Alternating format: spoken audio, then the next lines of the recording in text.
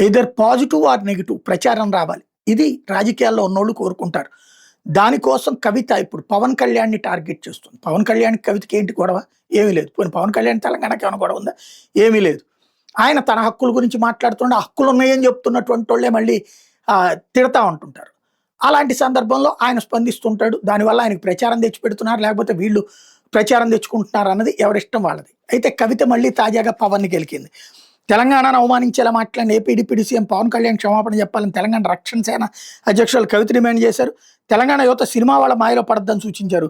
కరీంనగర్లో గురువారం జరిగిన తెలంగాణ ఉద్యమకారుల ఆకాంక్షల సాధన మీద రౌండ్ టేబుల్ సమావేశంలో ప్రసంగించారు. సినిమా స్టార్లను ఎంటర్టైన్మెంట్ ఫ్యాక్టర్స్గానే తప్ప పొలిటికల్ ఫ్యాక్టర్స్గా చూడొద్దన్నారు. ముందు అసలు ఆవిడ ఎవరు పట్టించుకుంటున్నారో అది చూసుకుంటే బెటర్ కదా. ఇంకోటి, సినిమా స్టార్లని ఎలా చూడాలో జనానికి తెలుసు. ముందు ఆంధ్రాని విమర్శించినందుకు కవిత క్షమాపణ చెప్తుందా?